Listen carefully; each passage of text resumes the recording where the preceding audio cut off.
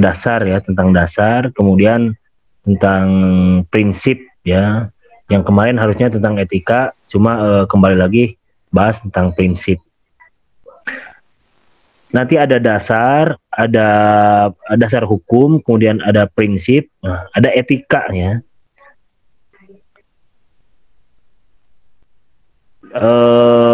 Coba yang antum pahami mengenai etika ekonomi atau bisnis ya, itu kira-kira seperti apa yang dimaksud ya, dari kata etika maksudnya etika ekonomi ya, etika bisnis. Nah,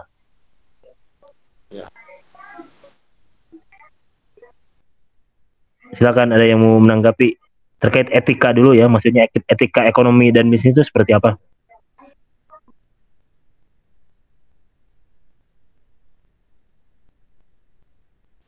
Kalau etika sih kita melakukan segala sesuatu khususnya dalam hal ekonomi baik-baiknya gitu. Jadi melakukan maksudnya dengan cara yang terbaik gitu, dan menjauhi segala yang buruk-buruk. Ya misalnya dengan kita berjual beli, bisa mungkin lakukannya dengan cara yang terbaik, dengan akhlak yang mulia.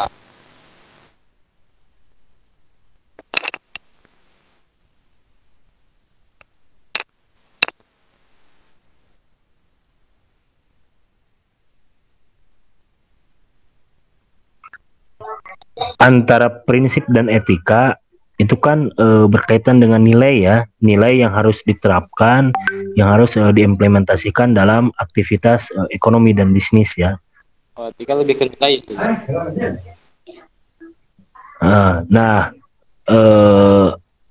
etika kan nanti prinsip juga nanti dipegang teguh atau diterapkan dalam praktek ekonomi.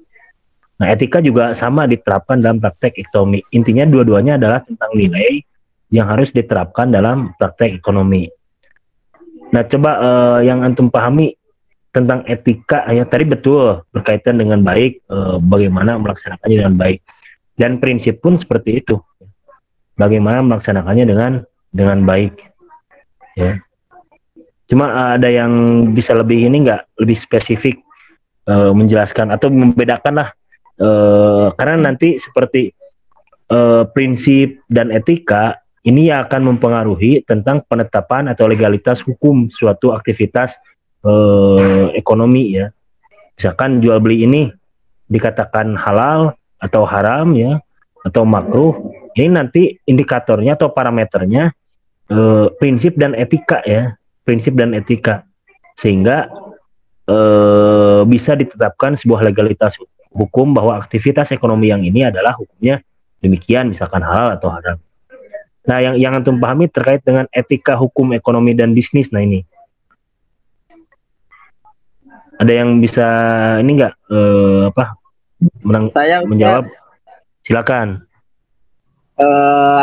Kalau etika itu sendiri kan kaidah atau seperangkat prinsip yang mengatur hidup manusia ya Ustaz ya. Sedangkan kalau etika bisnis dalam Islam yaitu melakukan kegiatan usaha yang sesuai dengan prinsip-prinsip nilai-nilai kejujuran. Ulangi. Dari awal Ustaz. Kalau Putus. Etika itu Halo. Udah jelas Ustaz? Iya, dari awal. Oke. Kalau etika itu sendiri kan kaidah atau seperangkat prinsip yang mengatur hidup manusia ya. Jelas. Silakan. Sedangkan kalau etika bisnis Islam dalam Islam itu adalah melakukan kegiatan usaha yang sesuai dengan prinsip-prinsip nilai-nilai kejujuran, keadilan dan kebenaran serta kemanfaatan bagi usahanya. Seperti itu, Ustaz.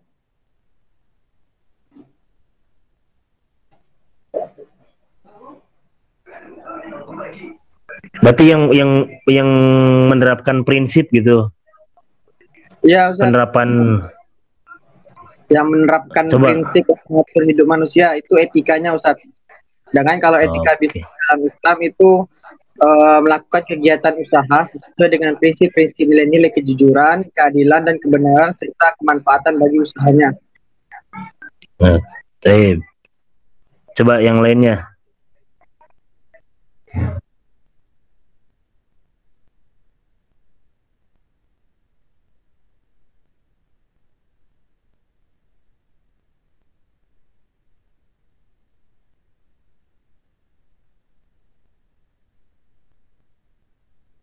Kalau etika dan sopan santun itu sama nggak? Sopan santun termasuk etika.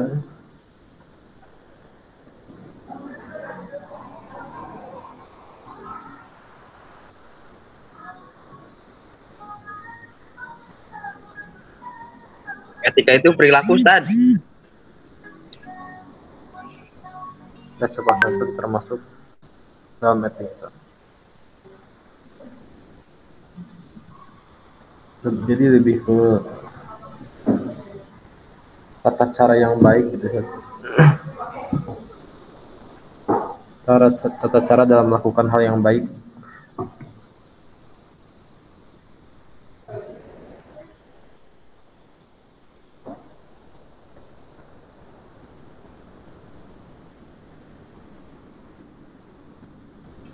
Halo, Ustaz. Ya, silakan. Yang lainnya.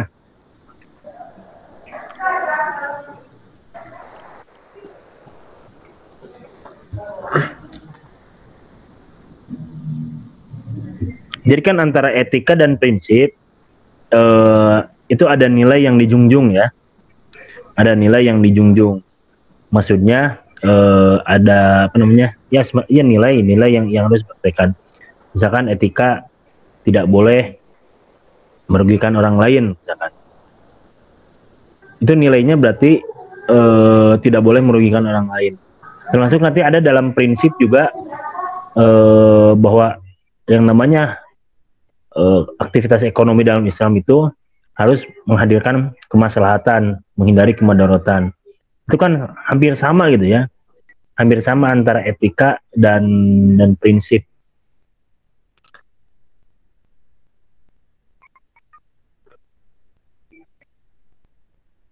Bisa dipahami nggak? Iya, Ustaz ya. Silakan, ada yang mau menanggapi dulu nggak sebelum saya paparkan?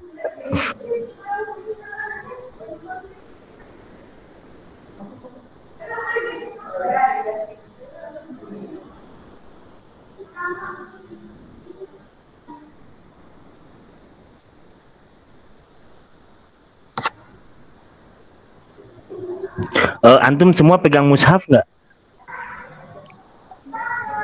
Pegang, Ustaz. Nah, nanti untuk kedepannya atau sekarang juga ya, kalau bisa pas perkuliahan ini tafsir ayat tafsir hukum muamalah, antum pegang mushaf, bagusnya yang ada terjemahnya. Biar nanti kita langsung buka referensinya, karena ini tafsir berarti referensinya ya Al-Qur'an terutama. Jadi biar tahu ayat mana.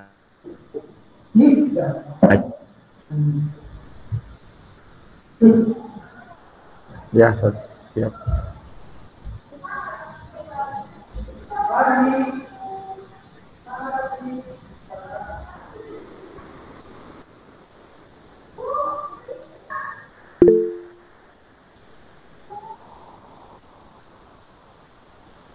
Yang berkaitan dengan tema yang sedang kita bahas.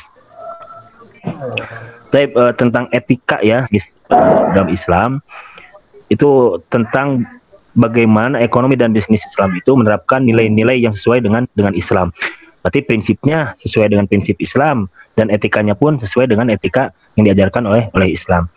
Namun prinsip itu biasanya bersifat kaidah yang terbatas dan normatif biasanya. Ya, kayak misalkan bahwa bisnis itu tidak boleh merugikan orang lain atau harus menjunjung tinggi nilai sosial misalkan. Nah itu prinsipnya. Nah sedangkan etika nanti lebih kepada implementasi cara lebih kepada teknis ya, teknis, sehingga nilai yang dibangun nanti akan lebih dinamis ya, akan lebih fleksibel ya.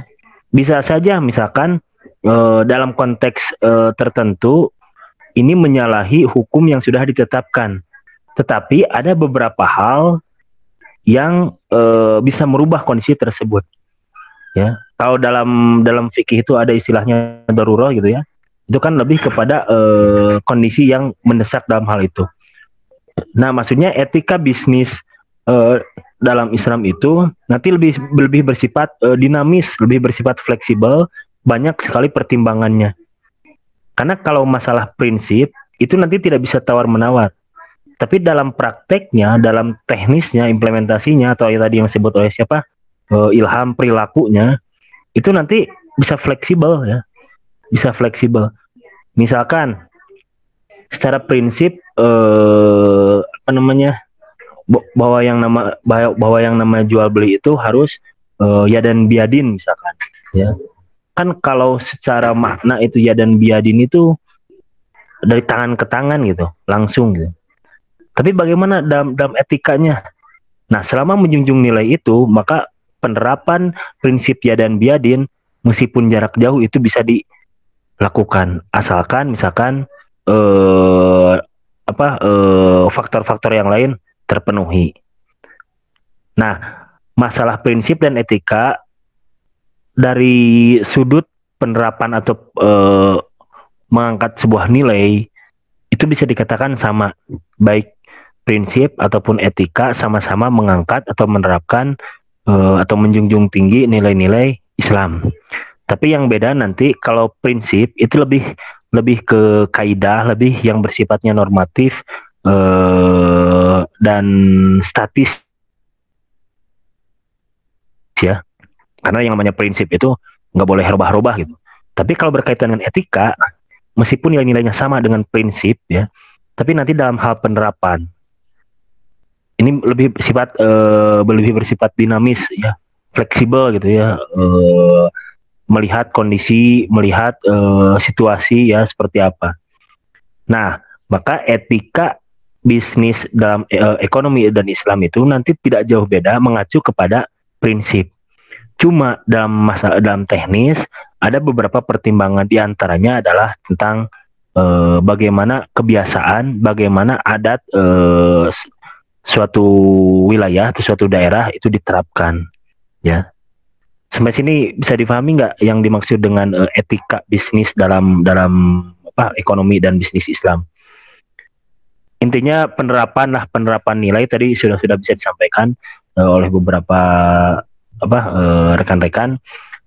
Semua jawabannya bisa dikatakan benar ya, mengarah, cuma lebih spesifiknya nanti etika itu berkaitan tadi dengan perilaku, dengan perilaku, kemudian dengan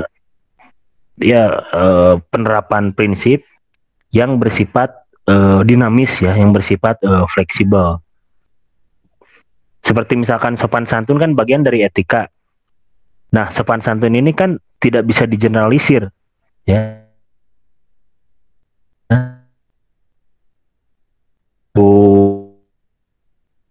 Terus relatif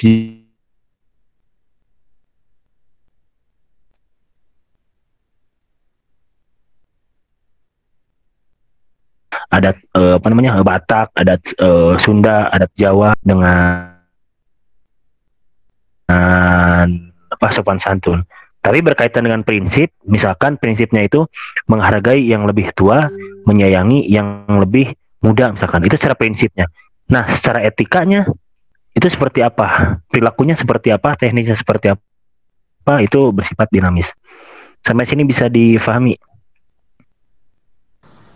Ustadz, itu bersifat dinamis itu terpengaruhi atau bagaimana Ustadz? Terpengaruhi adat? Ya, gitu. Betul, terpengaruhi adat. Terpengaruhi dia tergantung konteks ya. Tapi nanti akan tetap dibatasi oleh prinsip. Jadi kalau prinsip itu lebih bersifat statis, seperti misalkan sistem ekonomi dan bisnis Islam itu harus menjunjung tinggi nilai sosial misalkan. Nah, secara apa namanya? Secara implementasinya seperti apa? Nah, di sanalah caranya berkaitan dengan etika. Bisa dipahami nggak? Sudah tergambar, Kak Ustaz? Tergambar ya. Nanti Teman-teman yang lain bagaimana? Halo teman-teman, apakah sudah tergambar teman-teman? Kalau yang masih bingung, silakan ditanyakan teman-teman.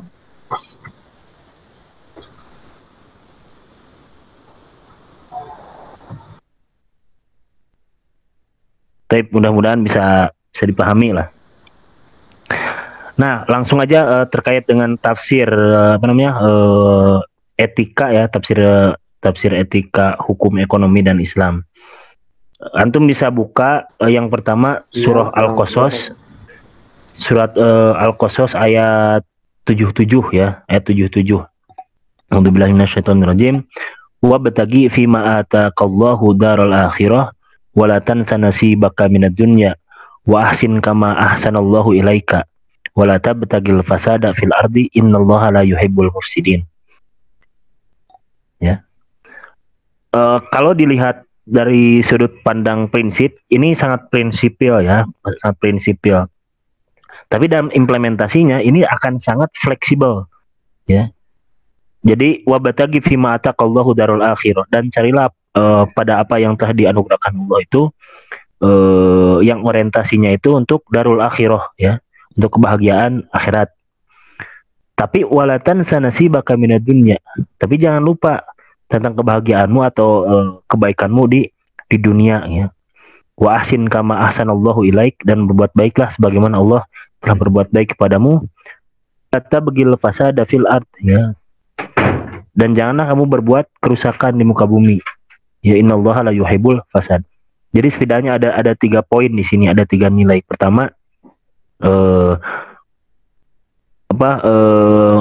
mencari apa yang telah dianugerahkan oleh Allah. Ya maksudnya mempraktekkan muamalah atas karunia yang telah Allah berikan ya, yang diorientasikan untuk darul akhirah. Ya. Jadi apa yang diberikan oleh Allah baik berupa harta dan lain sebagainya ya, itu diorientasikan untuk akhirat.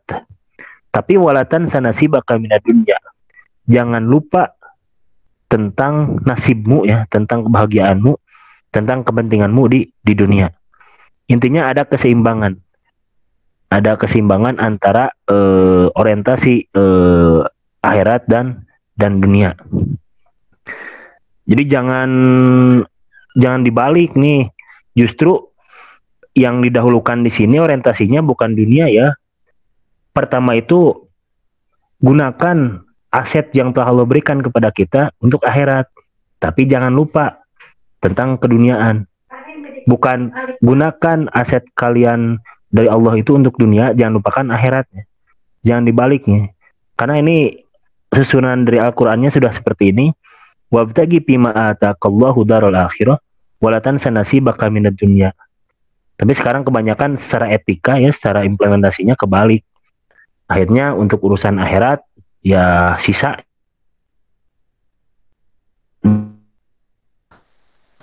ya, gitu. Padahal kebalik ya, harusnya ya kalau merujuk kepada ayat baru disebutkan jangan lupa tentang kepentingan dunia. Jelas nggak? Omongan saya jelas nggak? Sedikit putus-putus, Ustaz. Sedikit putus. Sekarang gimana? Masih? Jelas. Kadang Google Meet kayak gini. Sekarang udah jelas apa masih putus-putus?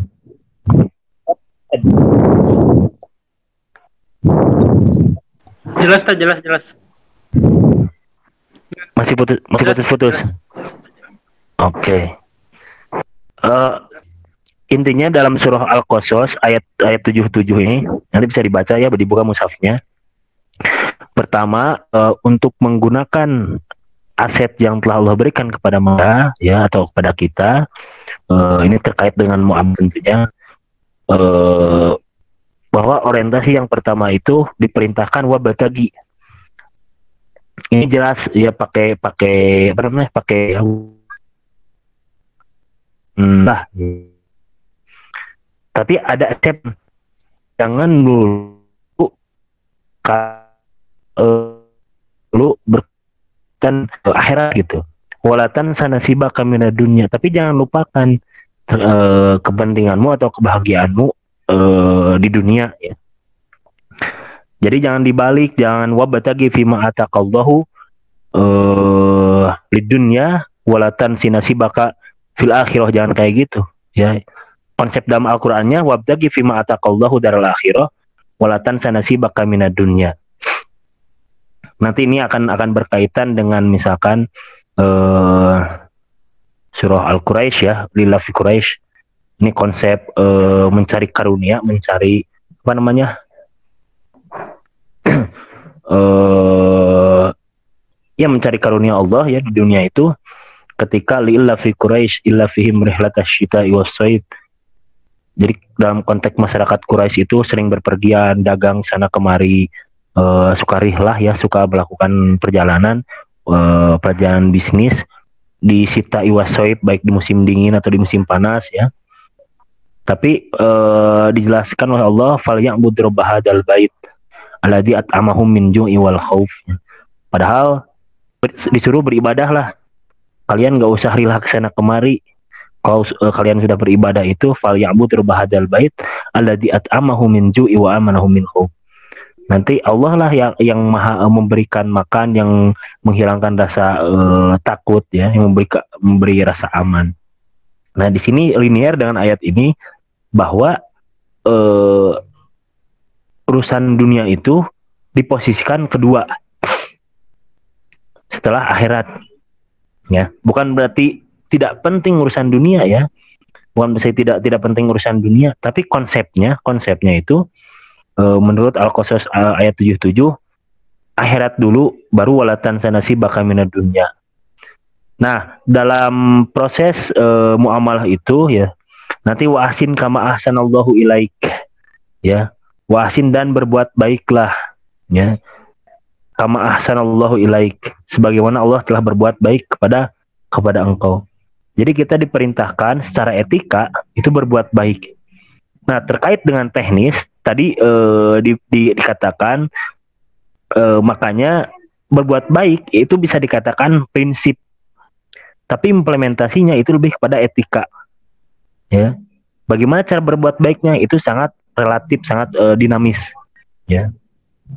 Apakah misalkan berbuat baiknya ketika ada yang jualan, orang tua misalkannya, kemudian kita membelinya meskipun kita tidak butuh, atau misalkan kita tidak membelinya tapi kita ngasih uang misalkan pada penjual tersebut karena kasihan, kan itu sangat fleksibel ya, wa ahsin kama ahsanallahu ilaik gitu. Intinya harus berbuat baik. Berarti larangan tidak buat baik atau larangan berbuat jahat gitu ya. Secara normatifnya seperti itulah. Kemudian wala tabghil fasad fil ard. Jangan berbuat fasad, berbuat kerusakan. Nah, ini menjadi etika dalam teknis ya. Dalam teknis bahwa tidak boleh berbuat kerusakan. Seperti misalkan larangan eksploitasi ya. Dilarang membuat kerusakan. Nah, pertama ini dari surat Al-Qasas bisa dipahami dari ayat ini bahwa ada orientasi dunia yang diposisikan lebih awal daripada ada orientasi akhirat yang diposisikan lebih awal atau didahulukan daripada orientasi dunia ya. Bisa dilihat nanti dalam redaksi Qurannya seperti apa. Karena redaksi Quran ini bukan sembarang redaksi ya, posisinya kemudian takdim takhirnya. Antum kalau belajar Ummul Quran nanti ada takdim takhir ya, itu sangat menentukan makna atau pesan dari Al-Quran tersebut. Nah, kemudian diperintahkan berbuat baik ya, diperintahkan tidak boleh membuat kerusakan. Intinya etika dalam Islam itu, dalam bisnis Islam itu atau dalam ekonomi Islam itu, menurut Al-Qasas ayat 77 itu bahwa harus didahulukan orientasi akhirat kemudian jangan melupakan kepentingan dunia, kemudian berbuat baik ya, dan jangan membuat kerusakan. Ya, itu dari Al-Qasas ayat 77. Kemudian ayat selanjutnya ada surat Al-Baqarah ayat 195 ya. Nah, ini wa anfiqu fi sabilillahi wa la tulqu bi aydikum ila tahlukah wa ahsinu innallaha yuhibbul muhsinin. Dan belanjakanlah, infakkanlah ya. Jadi ada infak. Nah, kita ada infak, sedekah, zakat, kemudian ada apa lagi? Ya. Antum tahu nggak bedanya infak dan sedekah? Ada yang bisa jelaskan nggak?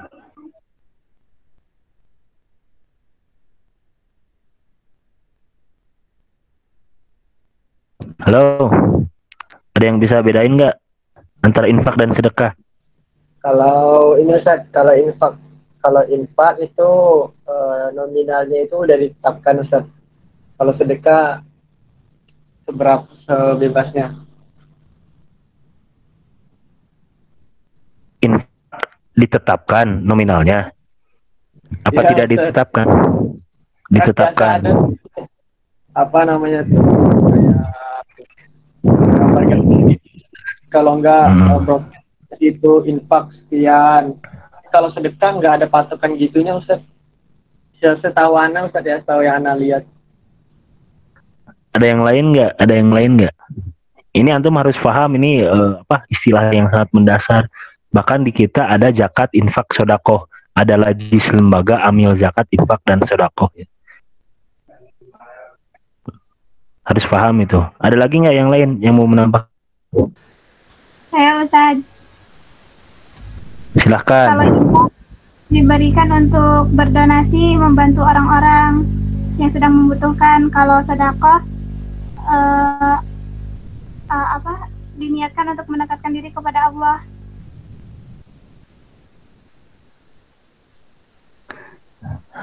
Kalau seorang suami memberi tunjangan rumah tangga ya kepada istrinya, itu disebutnya apa? Memberi apa? Tahu nggak? Ada yang sudah beristri atau bersuami di sini? Ya. Pernah dengar istilah nafkah?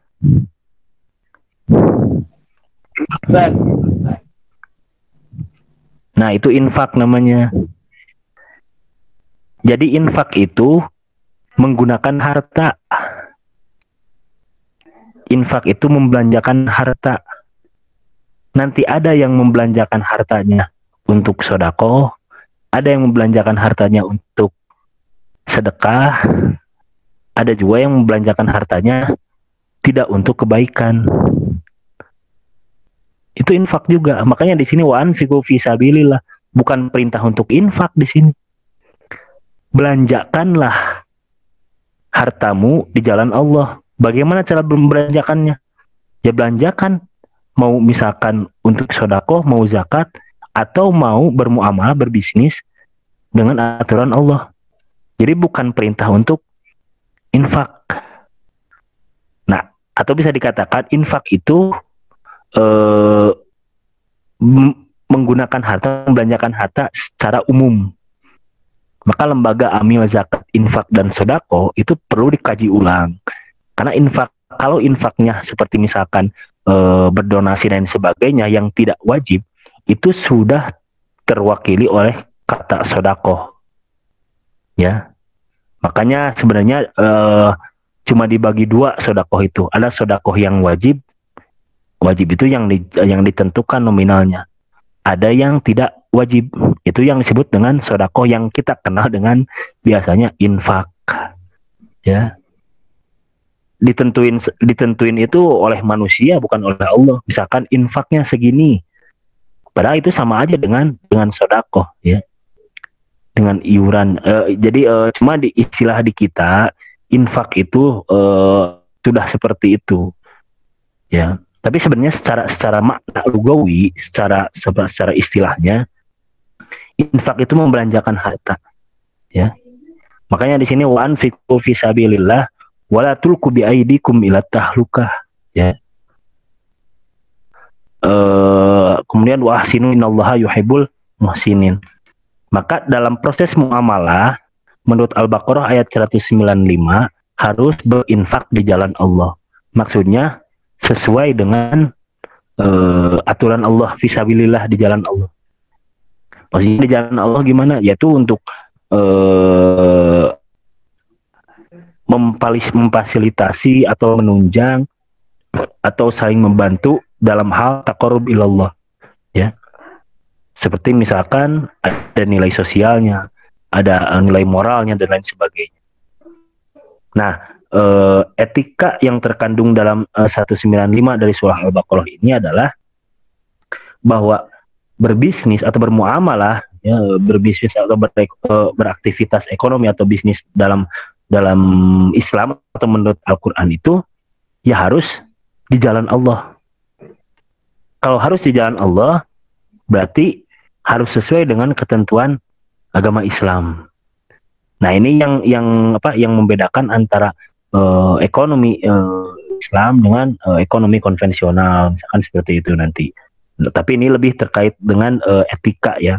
Bagaimana cara membelanjakan di jalan Allah itu nanti mengacu kepada prinsip-prinsip bahwasanya kalau punya harta lebih wajib zakat, berarti harus zakat. Kemudian ada sedekah, kemudian saling membantu, ta'awanu ilal birri wat taqwa. Nah, seperti itu. Secara teknisnya, secara implementasinya nanti akan sangat dinamis, ya. Nah, kemudian yang selanjutnya ada di surah Al-Jumu'ah ayat 10, ya. Faida qudiyatis salati fantasiru fil ard wabtagu min fadillah wadkurullaha katsiran la'allakum tuflihun. Nah, ini berkaitan dengan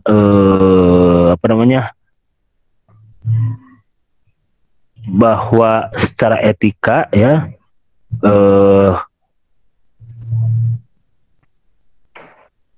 bermuamalah atau berbisnis dan ekonomi dan beraktivitas ekonomi dan bisnis, ya, itu harus ada wadkurullah, ada kesadaran, ada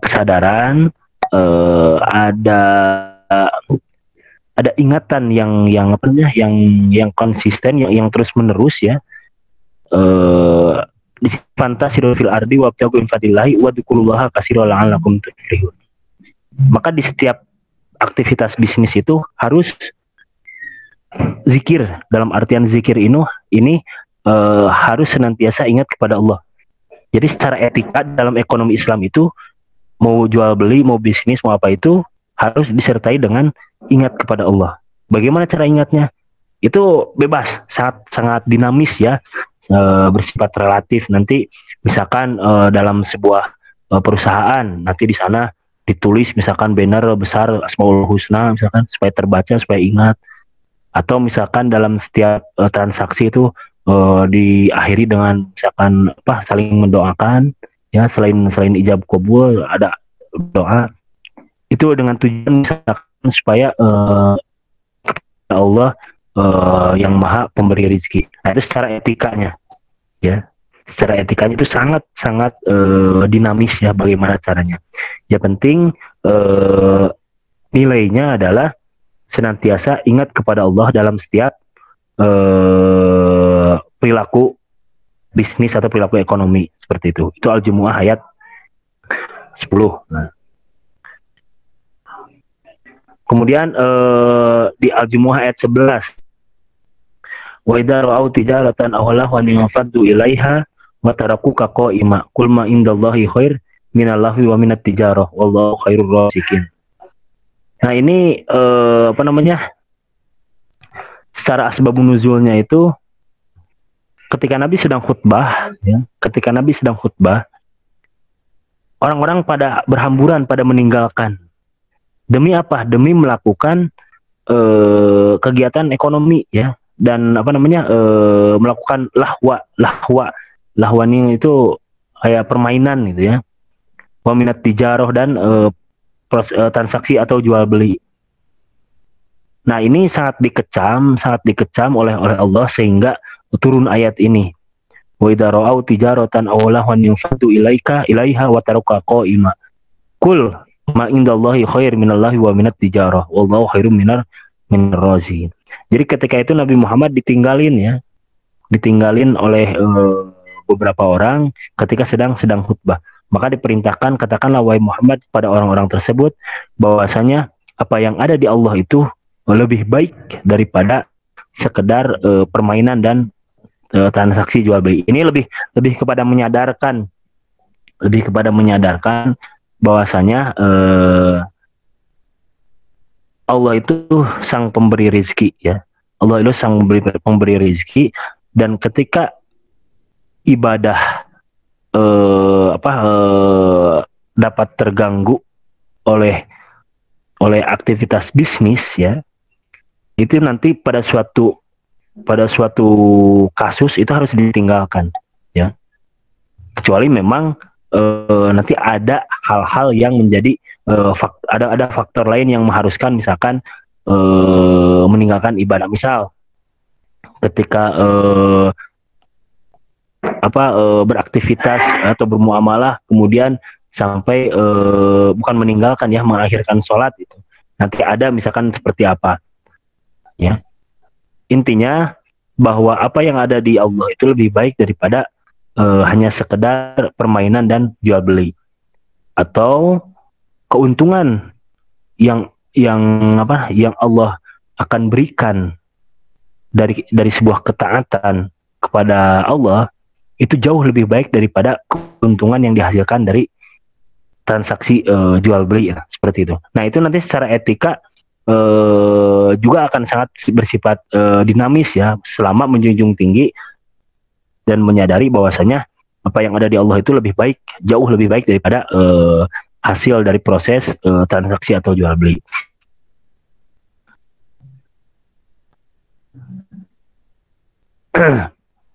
Beberapa ayat yang lain secara etik sangat banyak, ya, sangat banyak. Misalkan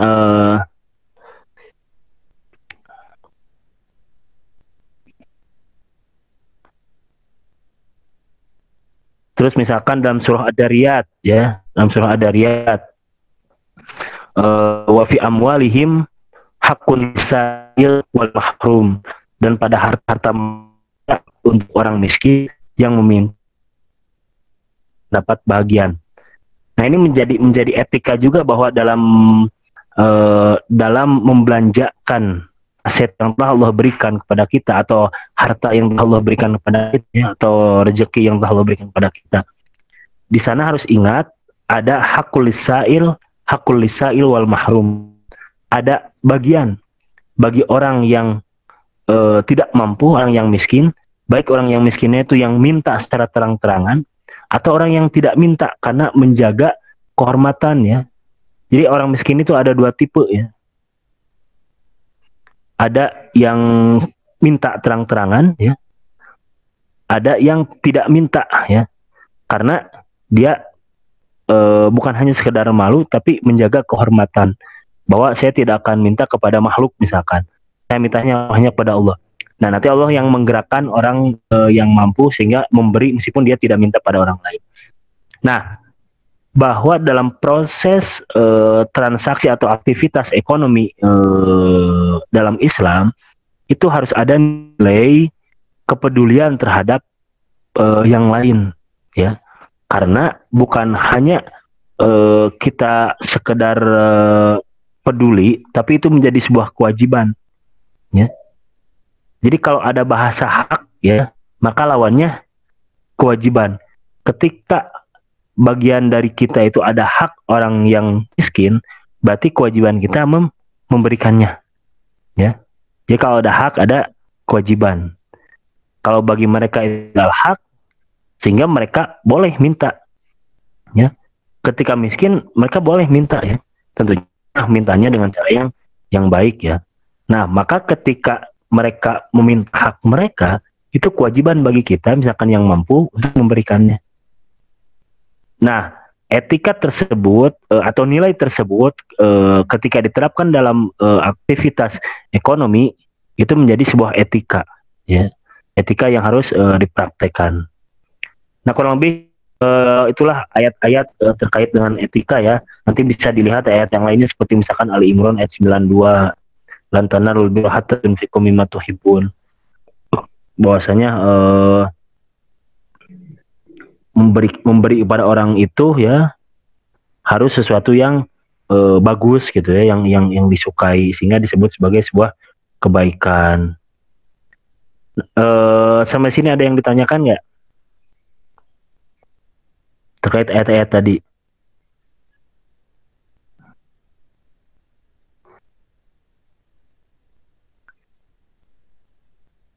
Buka mushaf nggak?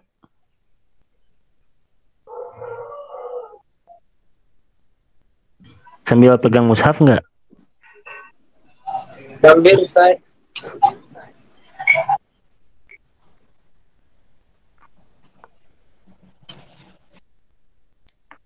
Silakan, sampai sini ada yang mau ditanyakan?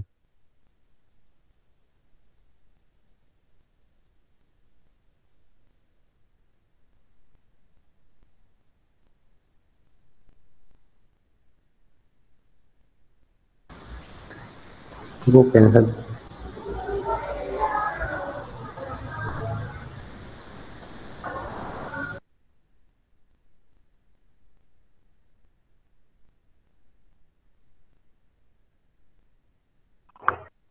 Paham semuanya terkait ayat tadi?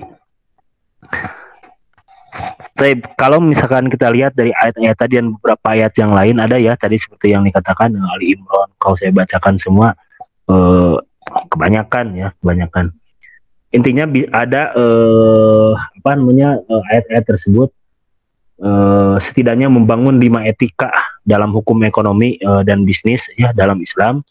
Di antaranya yang pertama, etika ekonomi Islam itu tidak melupakan hubungan dengan sang kholik ya, karena tujuan kegiatan perekonomian dan bisnis justru sebagai sarana menuju kejahatan ya. Sekali lagi, ya, etika yang pertama yang harus diterapkan ya, tidak melupakan hubungan dengan sang kholik ya, karena tujuan dari kegiatan perekonomian dan bisnis itu adalah justru sebagai ibadah atau sarana atau jalan menuju Tuhan.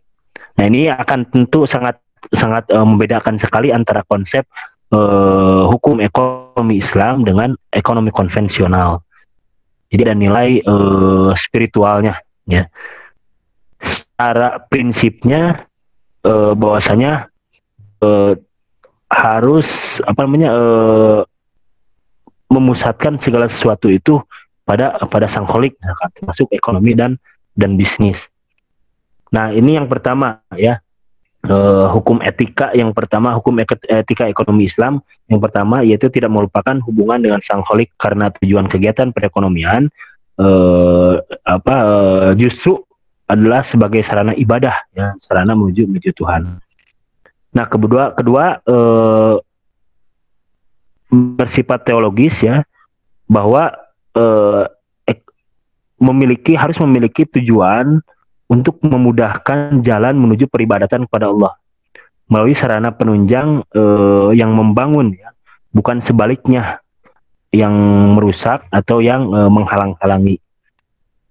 Ya, ini hampir sama dengan yang pertama, cuma lebih mengarah bahwa harus ada nilai ta'awanu alal birri wat taqwa ya.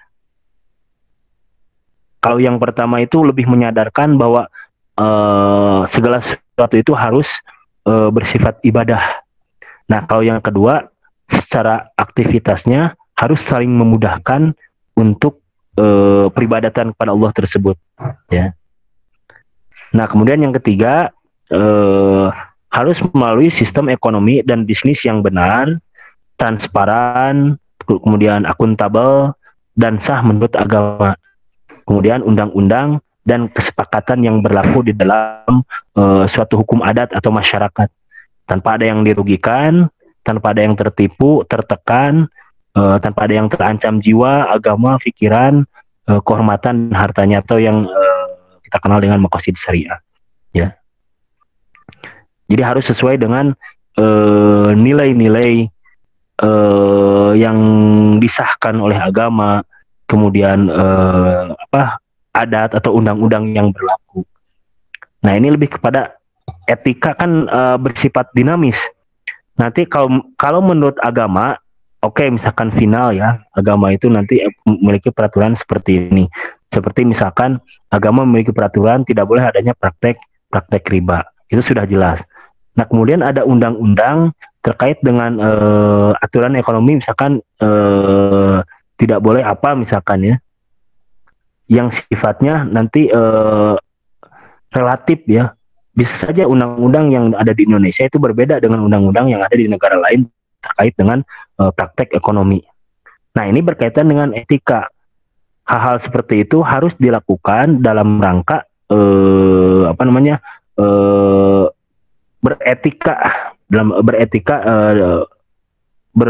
beretika,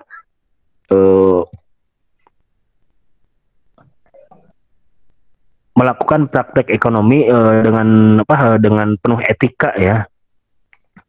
Intinya harus melalui sistem ekonomi dan bisnis yang benar ya. Benar ini nanti benar menurut agama, benar menurut undang-undang ya, benar menurut kesepakatan yang berlaku dalam suatu masyarakat atau dalam suatu adat ya. Sehingga di antara tafsiran dari benar itu adalah proses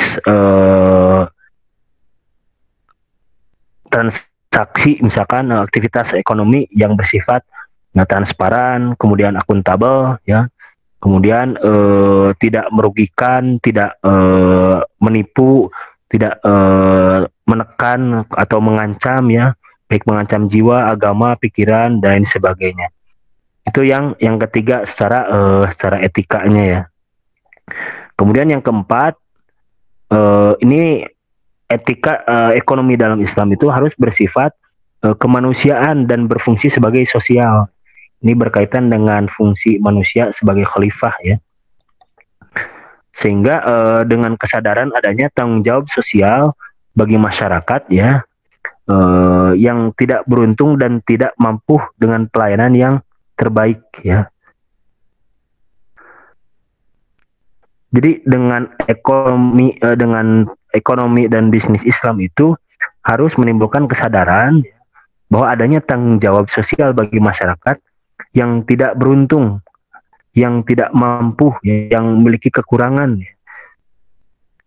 Nah, kalau misalkan dalam perusahaan-perusahaan seperti misalkan ada CSR, nah itu termasuk etika ya. Etika dalam berbisnis itu harus punya nilai sosial, harus punya nilai kemanusiaan ya. Ini berkaitan dengan tadi bahwasanya ada hak bagi orang lain, ada hak milik orang miskin, ada hak milik orang yang lisailin wal mahrum itu ya. Kemudian yang kelima, harus melahirkan sistem sosial yang sehat ya, melalui interaksi sosial yang sehat pula ya. Misalkan dengan saling menghargai, menjaga sikap, menjaga ucapan ya, menjaga tindakan, menjaga hal-hal yang bisa menimbulkan pertikaian. Jadi sistem sosial yang sehat ini kan sangat dinamis ya, sangat dinamis. Kayak misalkan gini, ketika di Staipi ada yang jualan di depan tuh ada yang jualan bakso mercon ya. Ada yang jualan bakso mercon. Kemudian antum buka juga bakso mercon di sampingnya misalkan. Memang sah gitu ya. Memang sah, cuma tidak beretika. Karena ketika antum buka lagi di sana bakso yang sama, apalagi misalkan dengan harga yang murah, tapi secara peraturan ya boleh-boleh aja gitu, bebas gitu ya, bebas antum menjualan di sana juga. Tapi secara etika itu tidak baik ya, karena nanti ya akan saling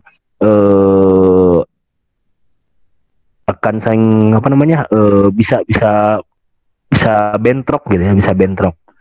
Nah, makanya etika seperti itu nanti akan bersifat dinamis ya. Nah, yang terakhir ini lebih menciptakan sistem sosial yang sehat itu, yang baik itu dengan cara menjaga interaksi sosial ya, menjaga interaksi sosial sehingga harmonis kegiatan ekonomi yang dilakukan ya itu terjadi secara harmonis. Itu dengan cara saling menghargai, menjaga sikap ya, kemudian menjaga ucapan, tindakan yang lain sebagainya yang tidak memicu perselisihan. Nah, itu mungkin kurang lebih nilai-nilai yang bisa kita ambil ya, yang bisa kita ambil dari ayat-ayat yang tadi saya bacakan sebagiannya ya, misalkan dalam surah An-Nur ayat 37, dalam surah As-Saff ayat 10, ayat 11 ya. Banyak sekali nanti ininya ayat-ayatnya. Sampai sini ada yang ditanyakan? Silakan.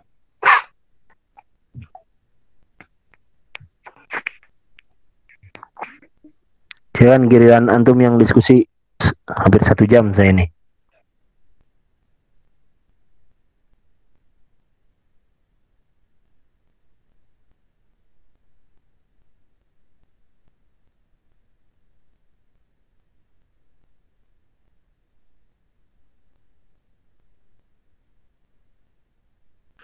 Tema-tema seperti hukum dasar, prinsip, etika ini nanti masih bersifat normatif ya, belum kepada teknis. Jadi masih terkait dengan nilai-nilai yang harus diterapkan dalam aktivitas ekonomi.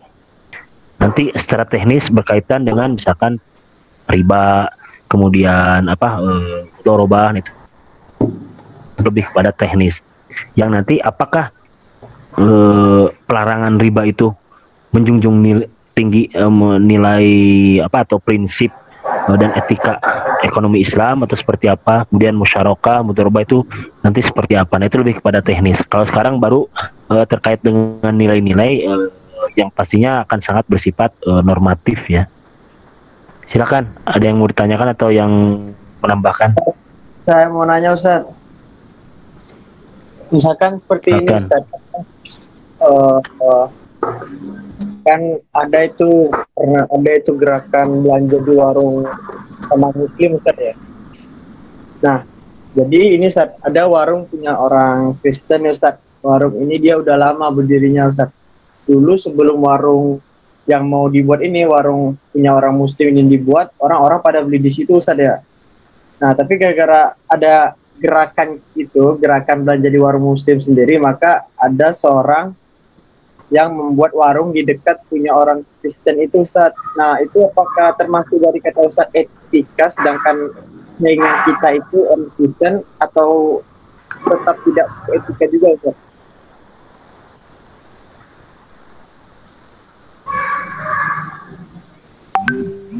Jadi warung yang Kristen itu sengaja disaingi gitu, di sampingnya buka warung kayak gitu. Apa gimana kasusnya?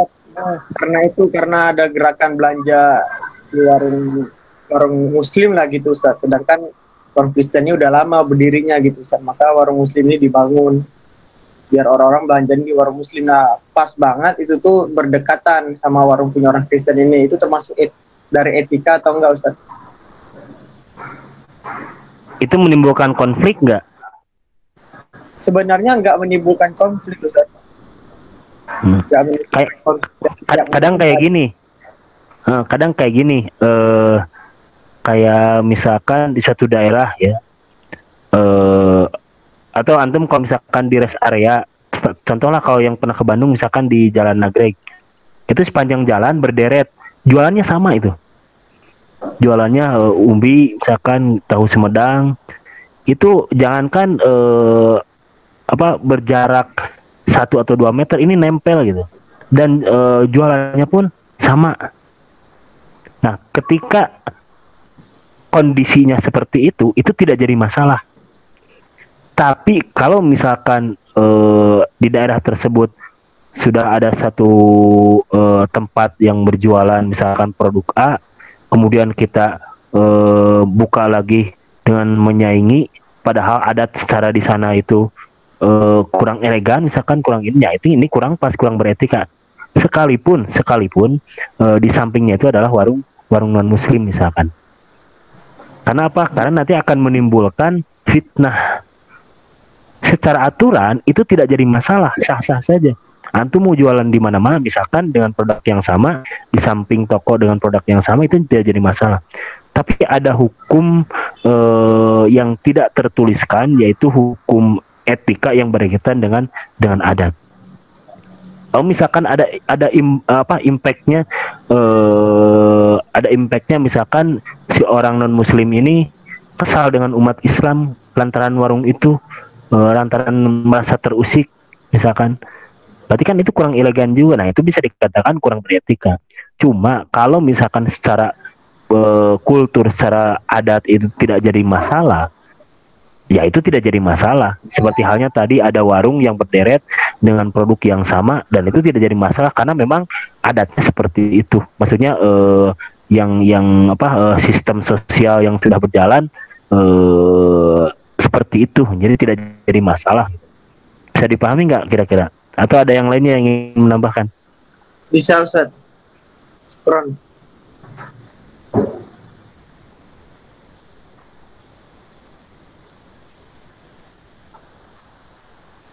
Silakan Rifki, mau menambahkan? Open mic antum. Berarti Islam bersifat adil ya, walaupun berbeda agama kok seperti itu.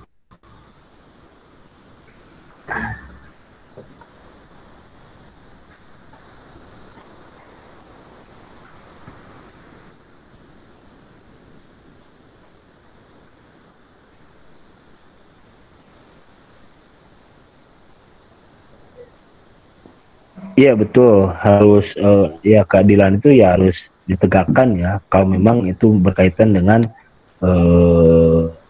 adat di sana yang berlaku ya. Silakan, ada lagi yang mau ditanyakan atau ada yang mau menanggapi?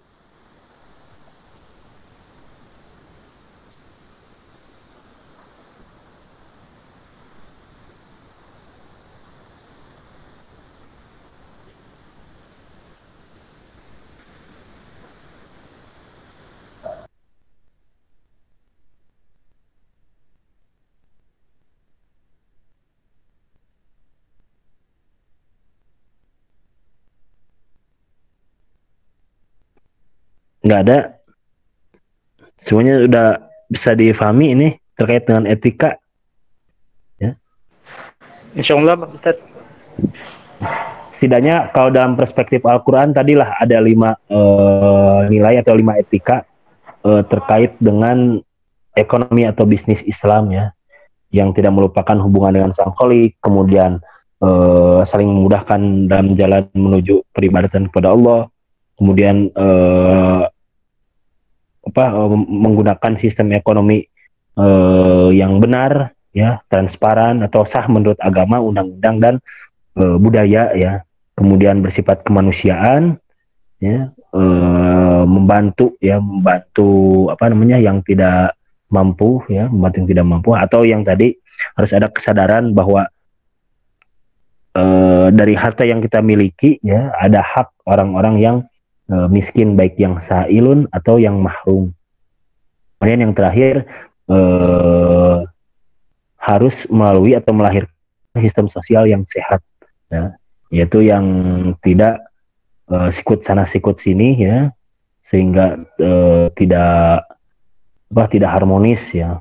Maka dalam etikanya, dalam praktek ekonominya itu harus bisa saling menghargai, menjaga sikap, menjaga ucapan ya, menjaga tindakan dan lain sebagainya. Itu mungkin setidaknya 5 etika ya yang ada dalam Al-Quran terkait bisnis atau ekonomi Islam. Ya, saya kira kalau misalkan tidak ada lagi yang ditanyakan, tidak ada lagi yang mau menanggapi, mungkin untuk tema ini dicukupkan ya. Untuk minggu depan mudah-mudahan nanti pemakalah siapa? Ada Irma. Ada siapa? Ada Ismi, Ustaz. Ada Ismi ya. Ada Ismi. Kemudian untuk minggu depan siapa jadwalnya? Saya Ustaz. Siapa? Ahmad Fadil. Iya Ustaz. Nah, berarti kalau misalkan bisa dihubungi nanti untuk mempresentasikan terkait al-amwal ya, ada siapa? Ada Ismi itu berarti 2 dengan Ahmad Fadil ya. Ahmad Fadil apa temanya? Riba bukan? Oh, transaksi. Oh iya. Jual beli al-bai fil Quran. Berarti besok 2 pemakalah ya. Nanti dihubungi ya Ilham untuk siapa? Ada Isminya. Kalaupun tidak bisa presentasi, nanti makalahnya di-share aja gitu. Makalahnya di-share, coba nulis terus makalahnya di-share. Siap Ustaz. Dan mungkin naktafil hadza ya. Syukran ala husni ihtimamikum. Nakhtatim bilhamdalah. Alhamdulillahirabbil alamin. Subhanakallahumma wa bihamdika asyhadu an la ilaha illa anta astaghfiruka wa atubu ilaik. Baik, syukron ya. Saya izin pamit. Assalamualaikum. Waalaikumsalam. How did the flag a shoulder